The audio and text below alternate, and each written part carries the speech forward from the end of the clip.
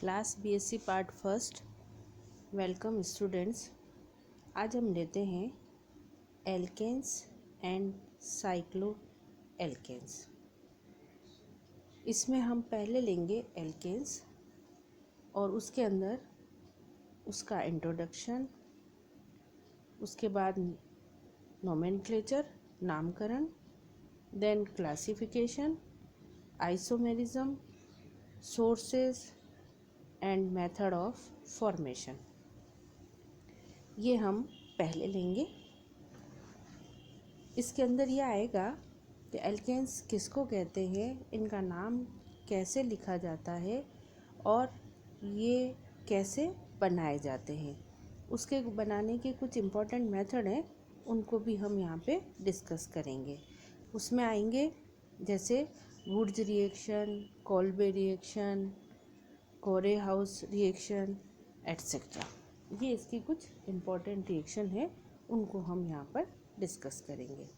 अब हम सबसे पहले लेते हैं इसका इंट्रोडक्शन पार्ट। तो एल्केन हम किसे कहते हैं? कार्बन और हाइड्रोजन से बने हुए जितने भी ऑर्गेनिक कंपाउंड हैं उन सबको हम हाइड्रोकार्बन कहते हैं। कार्बन और हाइड्रोजन से बने हुए जो यौगिक हैं वो सब हाइड्रोकार्बन कहलाएंगे। और ये जो हाइड्रोकार्बन है इनको हम दो पार्ट्स में डिवाइड करते हैं। एक कहलाते हैं ओपन चेन और दूसरे होते हैं क्लोज चेन। ओपन चेन के अंदर जो फर्स्ट और लास्ट कार्बन है वो एक श्रृंखला के अंदर होते हैं, वो आपस में जुड़े हुए नहीं रहते हैं। और जैसा नाम है क्लोज चेन, बंद चेन, उसके अंदर फर्स्ट और जो लास्ट कार्बन है वो आपस में जुड़ जाते हैं, उसको हम क्लोज चेन वाले कंपाउंड कहते हैं। ये जो हमने हाइड्रोकार्बन लिए, इनको वापस दो भागों में बांटे जाते हैं। एक कहलाते हैं सैचुरेटेड और दूसरे कहलाते हैं अनसैचुरेटेड, संतृप्त और असंतृप्त। जो सैचुरेटेड है वो एल्केन कहलाते हैं, क्योंकि इसके अंदर किसी तरीके का कोई डबल ट्रिपल बॉन्ड नहीं होता है, इसके अंदर सारे सिंगल बॉन्ड होते हैं। एल्केन्स के अंदर कार्बन की चारों संयोजकता चार परमाणु अथवा समूहों के द्वारा सिंगल बॉन्ड से जुड़ी रहती है। और जो एल्केन्स हैं इनका जनरल फॉर्मूला CnH2n+2 होता है। ठीक है, ये तो सैचुरेटेड हाइड्रोकार्बन की बात हुई। दूसरे हम लेते हैं अनसैचुरेटेड या असंतृप्त। जैसा कि इनका नाम है, इनके अंदर कोई न कोई डबल या ट्रिपल बॉन्ड होगा, या हम कहें कि ये इनके अंदर मल्टीपल बॉन्ड होते हैं। ये इसमें कार्बन जो है वो मल्टीपल बॉन्ड से जुड़े हुए रहेंगे, जैसे चाहे डबल बॉन्ड हो या ट्रिपल बॉन्ड हो। तो ये डबल बॉन्ड और ट्रिपल बॉन्ड के आधार पर वापस फिर दो भागों में बांटे जाते हैं। जो डबल बॉन्ड वाले हैं वो सब एल्कीन्स कहलाते हैं और जो ट्रिपल बॉन्ड वाले हैं वो सब एल्काइंस कहलाते हैं। ये तो हमने लिया एल्केन का जनरल आइडिया, ठीक है ना। अब हम आते हैं इसके नोमेनक्लेचर पर, नामकरण, कि इनका नामकरण कैसे किया जाता है। जैसा कि आप लोगों को थोड़ा आइडिया है कि नोमेनक्लेचर की मेन जो मेथड हैं वो तीन मेथड हैं। एक है इसका ट्राइबल सिस्टम, फिर डिराइव्ड सिस्टम और IUPAC सिस्टम, ठीक है ना। ट्राइबल सिस्टम को हम रूढ़ पद्धति, डिराइव्ड सिस्टम को हम व्युत्पत्ति पद्धति और IUPAC सिस्टम जो कि सबसे इम्पॉर्टेंट और प्रचलित विधि है, उसी को ही हम यहाँ पर डिस्कस करेंगे। जैसा कि आप लोगों को पता है IUPAC के में नाम लिखने के कुछ रूल होते हैं, उन नियमों की पालना हमको करनी होती है। उसी के आधार पर हम इसका नोमेनक्लेचर करते हैं। सबसे पहले इसके अंदर जो हम लेते हैं नोमेनक्लेचर करते समय, जो पहला नियम है वो ये है कि जब किसी भी कंपाउंड का यौगिक का नाम लिखना होता है तो हम उसके लिए लॉन्गेस्ट चेन सिलेक्शन करते हैं, तो सबसे लंबी श्रृंखला कौन सी है उसका हम उसके अंदर चयन करेंगे और उसी के हिसाब से हम इसके अंदर नामकरण या कार्बन एटम को नंबरिंग देंगे। उसके बाद उसके जो नियम आता है या हम कहें कि लंबी श्रृंखला का चयन करने के बाद हम कार्बन परमाणुओं को नंबरिंग करते हैं और जो श्रृंखला है उसके अंदर प्रथम कार्बन परमाणु वो होता है जिसमें प्रतिस्थापी समूह निकटतम स्थिति में हो। जैसे हमने यहाँ पर एक ये एग्जाम्पल लिया, इसमें फर्स्ट के अंदर जो है जो सही है उसमें सेकंड जो कार्बन एटम है उससे प्रतिस्थापी जुड़ा हुआ है, जबकि दूसरा जो एग्जाम्पल है जो कि गलत है उसमें प्रतिस्थापी 3 पे जुड़ा हुआ है। तो हम इसके अंदर चूज़ करेंगे जिसमें प्रतिस्थापी को नंबरिंग कम मिल रही है। तो यहाँ पे आपको ये ध्यान रखना है कि लॉन्गेस्ट चेन को चूज़ करने के बाद जो प्रतिस्थापी हैं उनको देखना है कि जो प्रतिस्थापी है उसको कम अंकन मिले, उसको आपको चूज़ करना होगा। इसके बाद में हम एल्किल समूह की स्थिति और नाम जो लिखना है वो अंग्रेजी वर्णमाला क्रम में लिखकर उस एल्केन का नाम लिखते हैं जिसका कि वह व्युत्पन्न होता है। यदि एक ही प्रकार के 2 अथवा अधिक समूह हो तो एल्किल समूह के पहले डाई, ट्राई ये सब हम लिख देते हैं। ये हमने यहाँ पर कुछ एग्जाम्पल लिए कि फर्स्ट जो एग्जाम्पल है वो मीथेन, एथेन, प्रोपेन, अगर 3 कार्बन एटम से हो तो प्रोपेन, 4 से हो तो ब्यूटेन, और उसके बाद में ये इसके ब्रांच है तो जो सेकंड कार्बन एटम है उसके ऊपर ये प्रतिस्थापी जुड़ा हुआ है तो इसको कम से कम देना है। इसी तरीके के हमने ये आगे एग्जाम्पल लिए हैं। तो पहले लॉन्गेस्ट चेन चूज़ करो, उसके बाद जो उसके साथ में ब्रांच लगी हुई है या प्रतिस्थापी लगे हुए हैं उनको कम से कम नंबर मिले, ऐसा आपको करना है। तो इस नियम के आधार पर ही हम इनके नोमेनक्लेचर करते हैं। इसके बाद हम लेते हैं इसके अंदर एल्काइल ग्रुप। एल्काइल समूह किसे कहते हैं? तो एल्केन अणु में से एक हाइड्रोजन परमाणु कम हो तो उस एक हाइड्रोजन परमाणु को कम कर दें तो वो एल्किल समूह कहलाता है और इसको हम नॉर्मली हम इसको R द्वारा प्रदर्शित करते हैं। हर समूह का नाम एल्केन के स्थान पर एल्किल लिखने से प्राप्त होता है। जैसे हमने यहाँ पर इसके लिए एग्जाम्पल लिया कि जो मीथेन है उसमें एक हाइड्रोजन परमाणु कम हो गया और अब जो ग्रुप बना वो हो गया मिथाइल। इसी तरीके से ये है C2H6 इथेन और इसमें से भी एक हाइड्रोजन परमाणु कम हो गया, अब ये बन गया इथाइल। इस तरीके से ये एल्काइल ग्रुप बनते हैं और हम इसका जो नाम है वो लिखते हैं। इसके बाद इसके अंदर हम जो लेते हैं वो है classification of carbon atoms. Carbon atoms का क्लासिफिकेशन जो है वो हम कैसे करते हैं। एल्किन अणु में स्थिति के आधार पर कार्बन परमाणुओं को हम प्राइमरी, सेकेंडरी और टर्शियरी के अंदर वर्गीकृत या क्लासिफाई करते हैं। तो इसके अंदर जो कार्बन एटम है वो प्राइमरी है, सेकेंडरी है, टर्शियरी है, उसको हम कैसे बताते हैं? तो जो प्राइमरी कार्बन एटम है या उसको हम 1 डिग्री कार्बन एटम भी कहते हैं, वो होता है जिसके साथ एक कार्बन और जुड़ा हुआ हो। इसी तरीके से सेकेंडरी या 2 डिग्री कार्बन कौन सा होगा? जिसके साथ 2 कार्बन जुड़े हुए हों। और टर्शियरी कौन सा होगा? जिसके साथ 3 कार्बन जुड़े हुए हों और जिसके साथ चारों संयोजकताएं कार्बन परमाणु के साथ जुड़ी हुई हो, उसको हम क्वाटरनरी या चतुष्क कार्बन परमाणु या 4 डिग्री कार्बन कहते हैं। तो इस तरीके से कार्बन का जो है वो क्लासिफिकेशन प्राइमरी, सेकेंडरी, टर्शियरी और क्वाटरनरी में किया जाता है। अगर कार्बन के साथ एक कार्बन जुड़ा हुआ हो तो वो प्राइमरी होगा, 2 जुड़े हुए हों तो सेकेंडरी होगा, 3 जुड़े हुए हों तो वो टर्शियरी होगा। तो इस तरीके से प्राथमिक, द्वितीयक, तृतीयक और चतुष्क कार्बन एटम कहलाते हैं। ये था कार्बन का इसका क्लासिफिकेशन।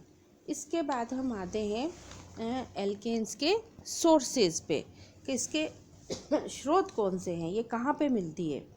तो एल्केनों का जो इम्पोर्टेंट सोर्स है वो सबसे पहले नेचुरल गैस और पेट्रोलियम ही है। ये उन्हीं से ही मिलते हैं। ये इनका सबसे सर्वाधिक महत्वपूर्ण स्रोत है, प्राकृतिक गैस और पेट्रोलियम, वहीं से इनको प्राप्त किया जाता है।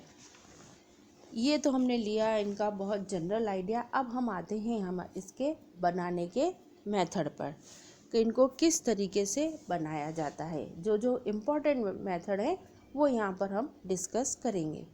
सबसे पहले लेते हैं इसके बनाने का जो मेथड है वो है by the hydrogenation of alkenes and alkynes.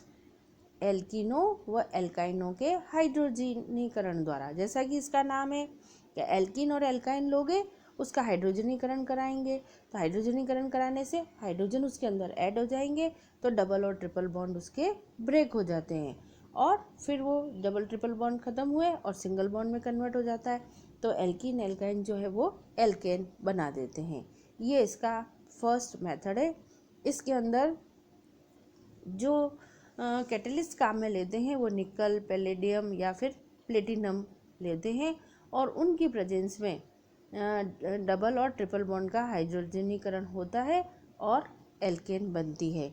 ये फर्स्ट मेथड है इसका बनाने का कि एल्कीन व एल्काइनों के हाइड्रोजनीकरण द्वारा, पर इसके अंदर जो कैटलिस्ट काम में लिया जाता है वो होते हैं निकल, पैलेडियम या फिर प्लेटिनम। उसके बाद में जो सेकंड मेथड हम इसके अंदर लेते हैं वो है by the reduction of alkyl halides. ये इस रिडक्शन मेथड को यूज़ करते हैं। इसमें इसको कई तरीके से बनाया जाता है क्योंकि एल्काइल हैलाइडों का जिंक और एसिटिक एसिड या फिर HCl, जिंक और NaOH और या फिर जिंक और कॉपर युग्म लेके उसकी अल्कोहल के साथ में या फिर रेड फॉस्फोरस और HI, इन सब का रिडक्शन होता है, करवाते हैं और फिर एल्केनों का निर्माण होता है। तो इसको बनाने के कई मेथड है। तो ये यहाँ पर हमने एल्काइल हैलाइड लिया और उसका रिडक्शन करवाया पहले वाले के अंदर जिंक कॉपर युग्म का और के साथ में अल्कोहल लिया और उससे ये जो है वो एल्केन बनती है। एल्काइल हैलाइड से एल्केन। इसको हमने ये यहाँ पर एग्जाम्पल से समझाया है कि ये एथिल ब्रोमाइड लिया और इसका रिडक्शन करवाते हैं जिंक कॉपर युग्म और अल्कोहल से और ये एथेन बनती है। तो ये भी एक मेथड है एल्केन को बनाने का। तीसरा और जो इम्पोर्टेंट मेथड है जो अलग से दर्शाया गया है वो है वुड्स सिंथेसिस। ये वाली रिएक्शन इसलिए इम्पॉर्टेंट है क्योंकि इसके अंदर जो है वो लोअर हैलाइड से हायर एल्केन प्राप्त की जाती है। देखो जैसे यहाँ पर हमने लिया एल्किल हैलाइड और उसकी सोडियम के साथ में रिएक्शन करवाते हैं शुष्क ईथर की प्रेजेंस में। तो यहाँ पर हमने 2 मॉलिक्यूल एल्काइल हैलाइड के लिए थे, तो एक एल्काइल ग्रुप था और यहाँ पे ये 2 एल्काइल ग्रुप आपस में जुड़ जाते हैं। इसलिए हम ये कहते हैं कि ये निम्नतर हैलाइडों से उच्चतर एल्केन प्राप्त करने का मेथड है। इसलिए ये रिएक्शन इम्पॉर्टेंट है। जो ABCD टाइप के जिस तरीके के क्वेश्चन आते हैं आप इनको आइडेंटिफाई करो। A की रिएक्शन से उसके बाद B बनता है, B से C बनते हैं, इस तरीके के क्वेश्चन आते हैं। उसमें आपको ये ध्यान रखना है कि इसके अंदर देखिए कि निम्नतर हैलाइड से उच्चतर हैलाइड अगर कहीं बन रहा है तो इस रिएक्शन का यूज़ होता है।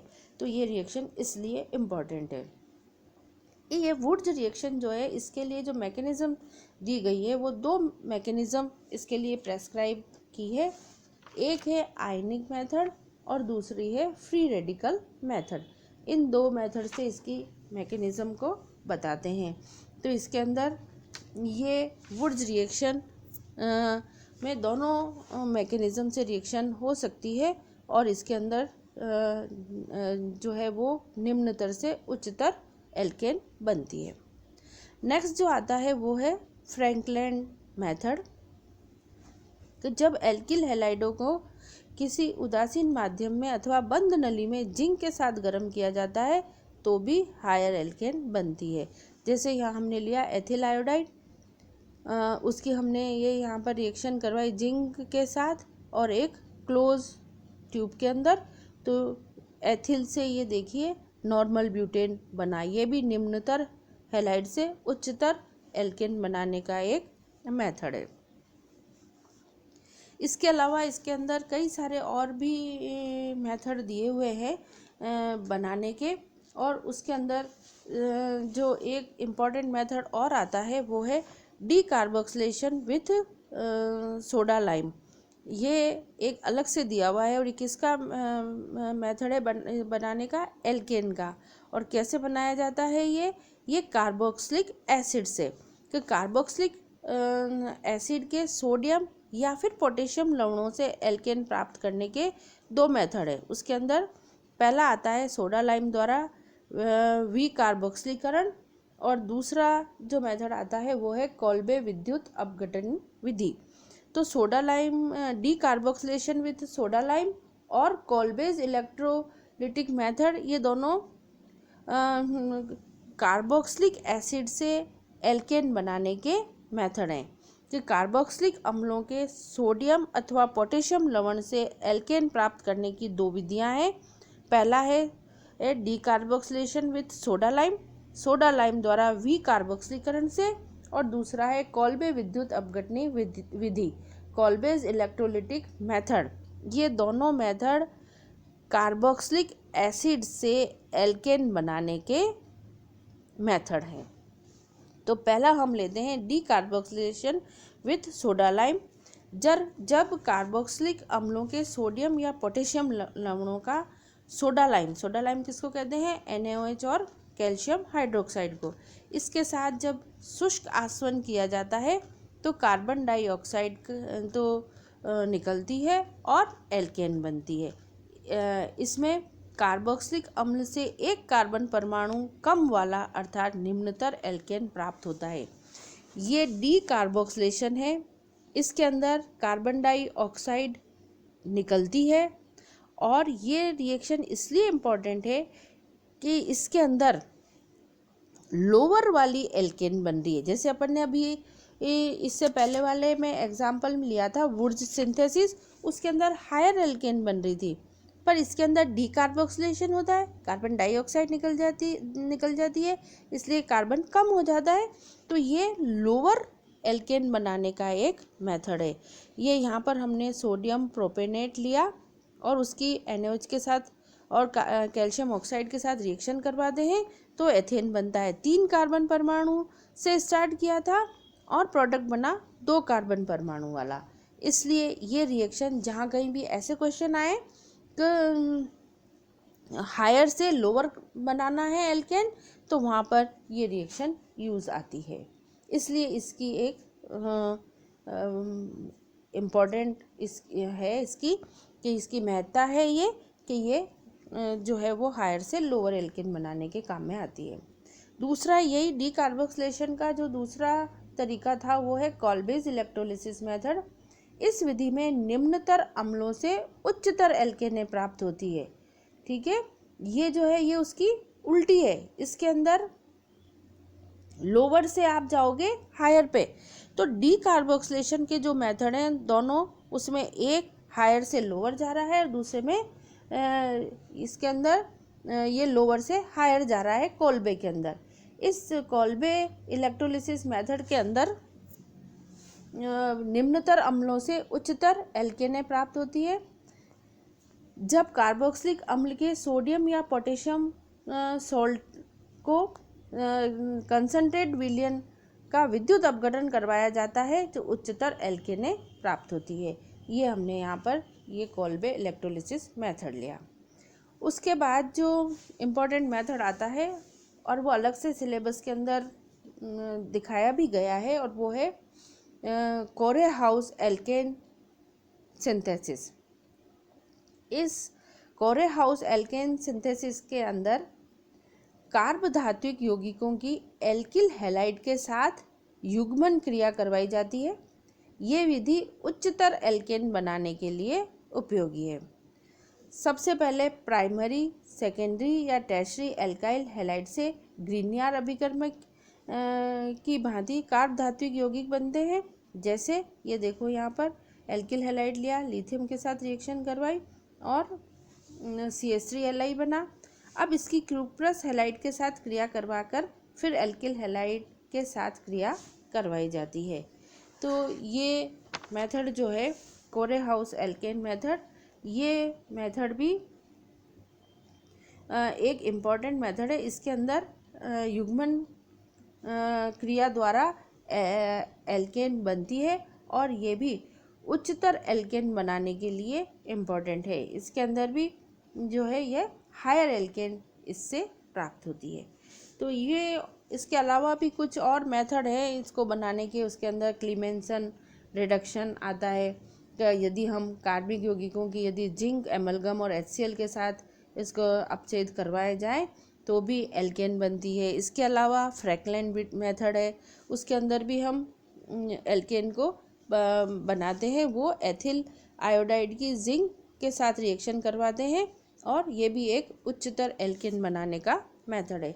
तो इस तरीके से ये एल्केन बनाने के कई सारे मेथड इसमें दिए हुए हैं और वो हमने यहाँ पर डिस्कस किए। इसमें से जो सबसे ज़्यादा इम्पोर्टेंट या जो सिलेबस के अंदर अलग से मेंशन किए हुए हैं वो आते हैं वुड्स रिएक्शन, कोल्बे रिएक्शन और कोरे हाउस रिएक्शन।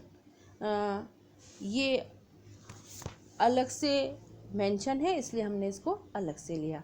तो ये आज जो हमने लिया वो एल्केन का इंट्रोडक्शन पार्ट, उसके सोर्सेज, नोमेनक्लेचर और मेथड ऑफ फॉर्मेशन किस तरीके से प्रिपेयर की जाती है एल्केन। Thank you.